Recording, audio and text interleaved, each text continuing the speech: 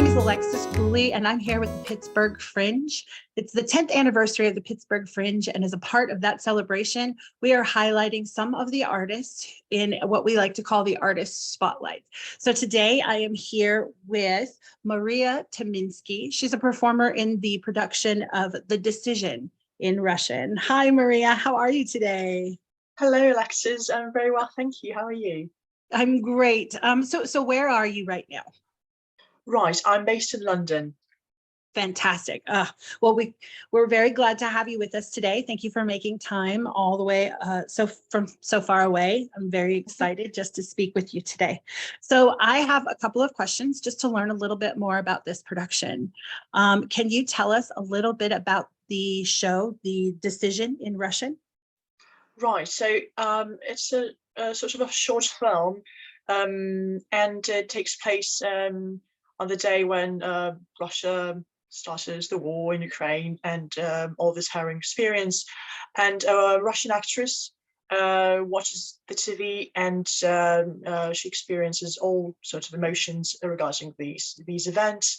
And then slowly, gradually, as the film progresses, she talks with different people on the phone, and she learns that not everybody opposes this, and she has to make difficult decisions in order to keep her family intact and her career without being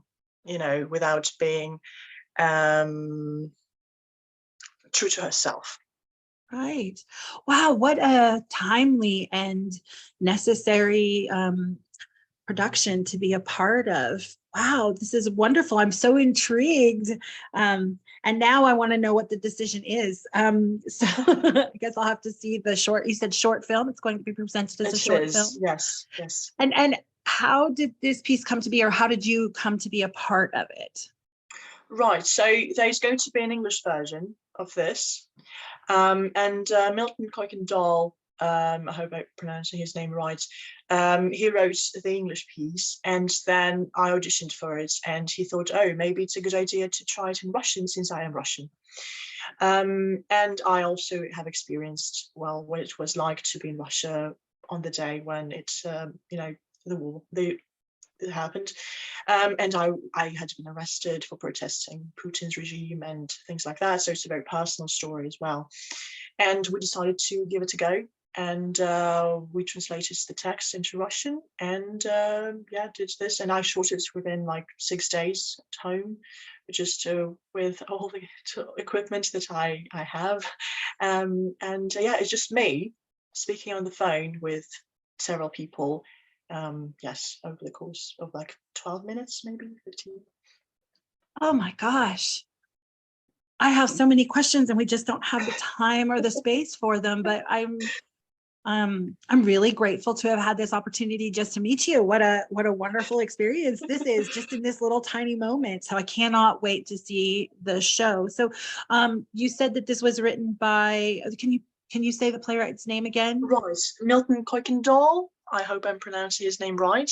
He's a theatre director and scriptwriter. He's a very experienced artist, and he speaks Russian. I mean, he's American, but he speaks Russian and Mandarin and other languages that he's learning. So yes, and so we translated it together, and then I did some editing work on it to make sure it sounds realistic. Yes, and he got his idea purely, he got inspired by an interview by a Russian actress who had to experience some decision making, because a lot of artists unfortunately had to, they wanted to keep their career, but at the same time they wanted to say, to speak up against the war, but it's impossible nowadays to speak against it and be an actor, or also like you will go to prison straight away. So it's very like people have to make decisions, and they are very hard to make sometimes.